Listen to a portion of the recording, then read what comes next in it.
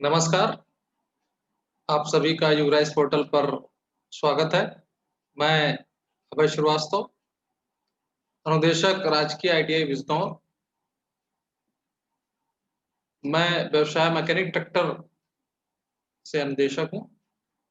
आज हमारा विषय इंजन है और इसके बारे में कुछ हम थ्योरी पोर्शन जानेंगे। सबसे पहले तो बात आती है, इंजन है क्या? इंजन क्या है? तो इंजन को आप सबसे सिंपल भाषा में कैसे बताएंगे, कैसे समझाएंगे?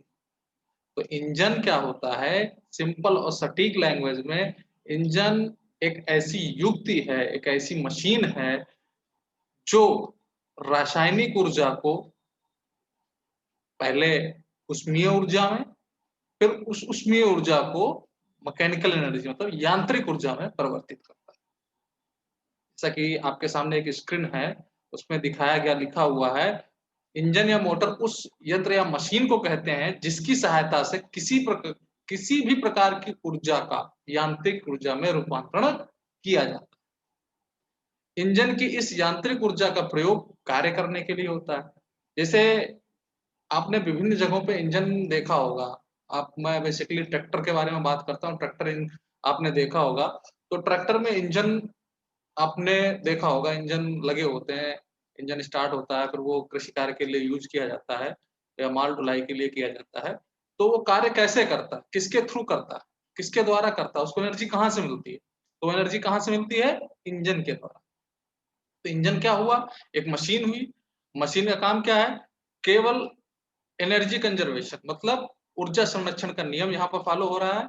और कैसे हो रहा है कि उस मशीन द्वारा जो रासायनिक ऊर्जा, जैसे ईंधन ईंधन हम पेट्रोल या डीजल के रूप में लेते हैं, तो हमारी क्या हुई?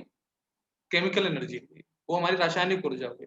वो हमारा इंजन के अंदर जाता है, कंबशन होता है, तो वही केमिकल एनर्जी किसमें चेंज हो जाती है? उष्मीय ऊर्जा। वो उष्मीय ऊर्जा क्या करती है फिर? किसमें कन्वर्ट होती है? मैकेनिकल एनर्जी मतलब यांत्रिक ऊर्जा में परिवर्तित होती है। वही यांत्रिक ऊर्जा क्या होती है? इंजन के द्वारा। इंजन में बहुत सारे पार्ट्स लगे होते हैं अंदर, इसके बारे में हम आपको आगे बताएंगे, कैसे कैसे वो एनर्जी जो है ट्रांसफर होती है पहियों पर, और फिर वो इंजन के द्वारा ट्रैक्टर अपना कार्य करता है। रासायनिक ऊर्जा, विद्युत ऊर्जा, गतिज ऊर्जा, उसमें ऊर्जा को यांत्रिक ऊर्जा के रूप में बदलने का कार्य ही इंजन करता है, जो कि तीसरे लाइन में आपके लिखा हुआ है। वर्तमान युग में आप हम आपको बताते हैं, अंतर्दहन इंजन या विद्युत मोटरों का सबसे अधिक उपयोग होता है आज के जमाने में। आप लोगों ने देखा होगा सबसे पहले। अभी हम बात करेंगे इंजन के टाइप्स कितने प्रकार के होते हैं, फिर उस पर चर्चा करते हैं। ये आपको एक मैंने व्यू दिखाया है इंजन का, कट सेक्शन है। इसमें आप देख रहे होंगे इंजन कैसे काम करता है, कैसे कार्य कर रहा है। तो आप इसमें देखेंगे इंजन कैसे कार्य करता है।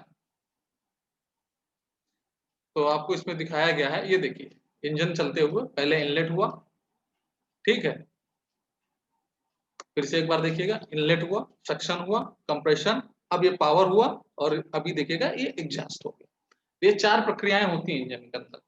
ये इन प्रक्रियाओं के बारे में हम विस्तृत चर्चा करेंगे आगे आने वाली क्लासों में, ठीक है। तो ये आपको सिंपल एक तरीका बताया गया है कि इंजन के अंदर कैसे यांत्रिक ऊर्जा बदलती है, कन्वर्ट होती है, किसके द्वारा?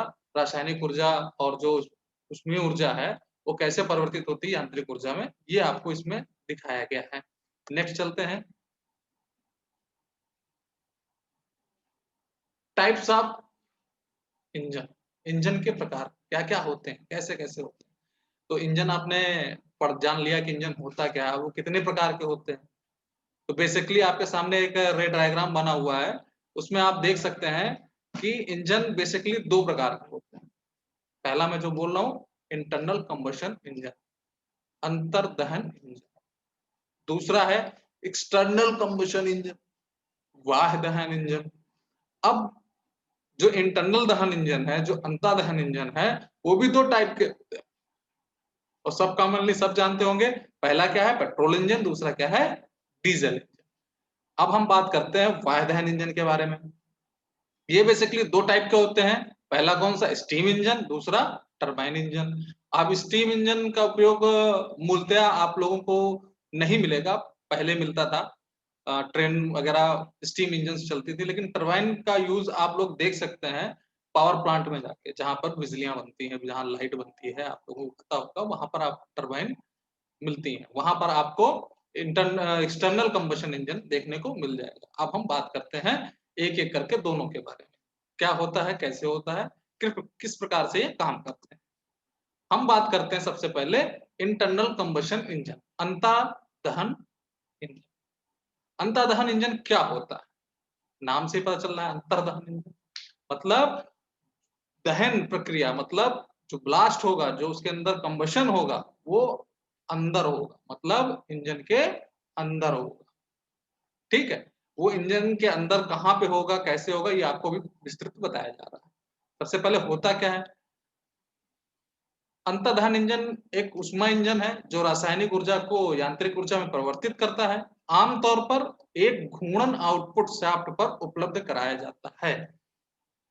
यहाँ पर एक लाइन लिखी हुई है कि आमतौर पर एक घूर्णन आउटपुट शाफ्ट पर उपलब्ध कराया जाता है। ये क्या चीज, ये पॉइंट आपको नोट करना चाहिए, है क्या। सबसे पहले आपको तो इंजन भी पता है कि इंजन क्या होता है, रासायनिक ऊर्जा को यांत्रिक ऊर्जा में परिवर्तित करता है।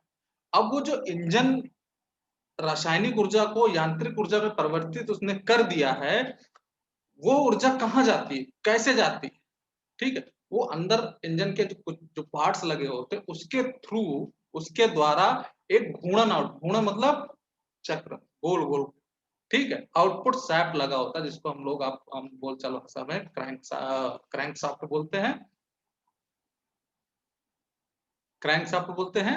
और उसके द्वारा वो एनर्जी हमको इंजन के बाहर मिलती है। ईंधन की रासायनिक ऊर्जा को पहले इंजन के अंदर हवा के साथ दहन किया जाता है, मतलब जो रासायनिक ऊर्जा होती है वो हवा के साथ इंजन के अंदर प्रवेश करती है, फिर उसमें उसको वहां पर दहन किया जाता है। वही तापीय ऊर्जा, जो वो उष्मीय ऊर्जा है, भीतर के गैस के तापमान और दबाव को बढ़ा देती है। जो अंदर सिलेंडर के अंदर जो गैसेस पहुंची हुई हैं, उनके तापमान को और दबाव को बढ़ा देती हैं। और उच्च दाब वाली गैसें, जो प्रेशर बढ़ गया, अंदर जल रहा है भाई, अंदर प्रेशर बढ़ेगा, उसका तापमान बढ़ेगा, उसका प्रेशर बनेगा। अब जब उच्च दाब वाली गैसेस हैं, वो इंजन के यांत्रिक तत्व जो मैकेनिकली कंपोनेंट हैं, उनके खिलाफ फैलती है। मैं एक आपको ओवरव्यू दे रहा हूँ। एक इंजन है, इंजन के मैं पार्ट्स अभी बता रहा हूँ, छोटे मोटे पार्ट्स। इंजन, इंजन में क्या होता है, इंजन सिलेंडर होता है, सिलेंडर के अंदर पिस्टन होता है, पिस्टन से कनेक्टिंग रॉड कनेक्ट होती है, वो जाके क्रैंक शाफ्ट से कनेक्ट होती है। अब बात यहाँ पे हो रही है रासायनिक ऊर्जा। इनलेट वाल्व से रासायनिक ऊर्जा आई, सबसे पहली प्रक्रिया हुई सक्शन। सक्शन में क्या होता है, जब पिस्टन टीडीसी मतलब टॉप डेड सेंटर, सबसे ऊपर वाले पार्ट से नीचे की तरफ चलता है, तो सक्शन होता है, मतलब इनलेट वाल्व ओपन हो जाता है। उसके थ्रू हमारा गैसेस और ईंधन सिलेंडर के अंदर प्रवेश करते हैं। दूसरा चक्र होता है, दूसरी साइकिल होती है कंप्रेशन। अब जब वो नीचे आ गया, अपने बॉटम डेड सेंटर पहुंच गया, अब दोबारा दूसरा चक्कर क्या लगता है, फिर ऊपर जाता है वो पिस्टन। फिर जब वो पिस्टन ऊपर जा रहा है, जो गैसेस आई हैं, जो ईंधन आया हुआ है अंदर, और उस समय क्या होता है, इनलेट वाल्व बंद हो जाता है। अब क्या हुआ, जब इनलेट वाल्व बंद हो गया और पिस्टन ऊपर जा रहा है, जो उसके अंदर गैसेस और ईंधन आ चुका है, तो उनके ऊपर क्या बढ़ेगा, प्रेशर बढ़ेगा उनका। और जब प्रेशर बढ़ेगा, और फिर प्रेशर के साथ साथ टेम्परेचर बढ़ेगा, और एक समय ऐसा आएगा जब वो फिर पिस्टन बॉटम डेड सेंटर से बीडीसी से टीडीसी की ओर मूव करता जाएगा।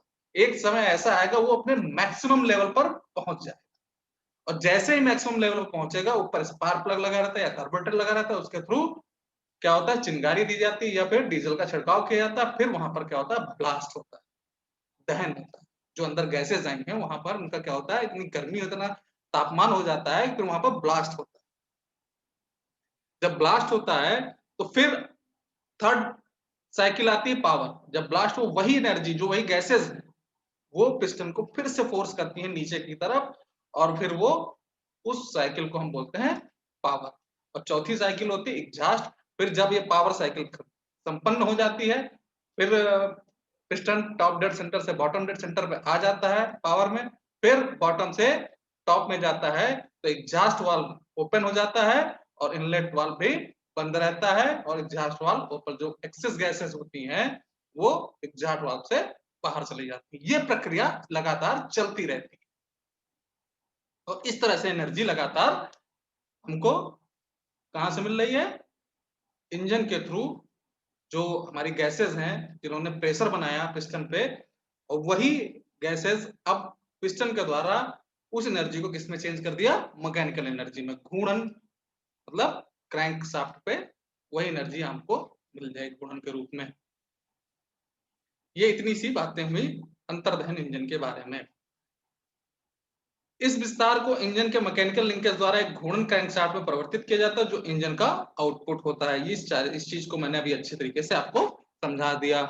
आंतरिक दहन इंजन में ईंधन का दहन इंजन सिलेंडर के मध्य होता है, जो कि मैंने पहले बताया था।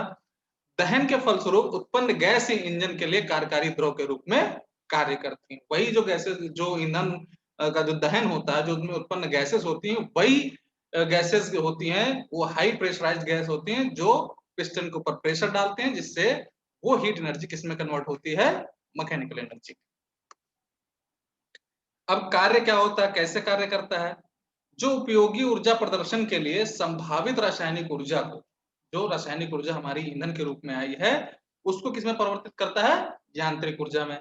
मैंने यहाँ पे दिखाया है, एक ट्रैक्टर का इंजन भी दिखाया आप लोगों को ओवरव्यू देने के लिए कि ये ट्रैक्टर का इंजन है, ठीक है। अब क्या है ये, देखिए यहाँ पर एक रे डायग्राम बना हुआ है। देखिए कैसे केमिकल एनर्जी किसमें कन्वर्ट हुई? Heat energy. हीट एनर्जी किसमें कन्वर्ट हुई? Mechanical energy.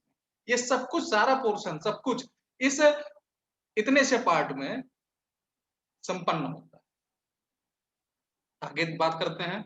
अब हम बात करते हैं एक्सटर्नल कंबशन इंजन के बारे में, बाह्य दहन इंजन के बारे में। बाह्य दहन इंजन में ईंधन का दहन इंजन सिलेंडर के मध्य ना होकर एक अलग भट्टी में या बाह्य दहन कक्ष में होता है। जैसा कि नाम से पता है कि बाह्य दहन इंजन है, तो दहन कहाँ होगा? इंजन के सिलेंडर के मध्य ना होगा, कहाँ होगा? सिलेंडर के बाहर एक अलग भट्टी में होगा, या फिर बाह्य दहन कक्ष इसको बोल सकते हैं, उसमें होगा। दहन के फलस्वरूप उत्पन्न उष्मा को इंजन के कार्यकारी द्रव को आंतरिक किया जाता है। इस प्रकार इंजनों को अब मोटर ट्रांसपोर्ट कार्यों में प्रयोग नहीं किया जाता, क्योंकि इसकी लागत काफी ज्यादा आती है। इसके लिए अलग से चैम्बर बनाना पड़ता है, फिर उस एनर्जी को एब्जॉर्ब कर पाना, मतलब संरक्षित कर पाना बहुत ही मुश्किल काम होता है। इस वजह से भी इनका प्रयोग आज के जनरली इन जमाने में नहीं होता, क्योंकि इनकी एफिशिएंसी काफी कम होती है।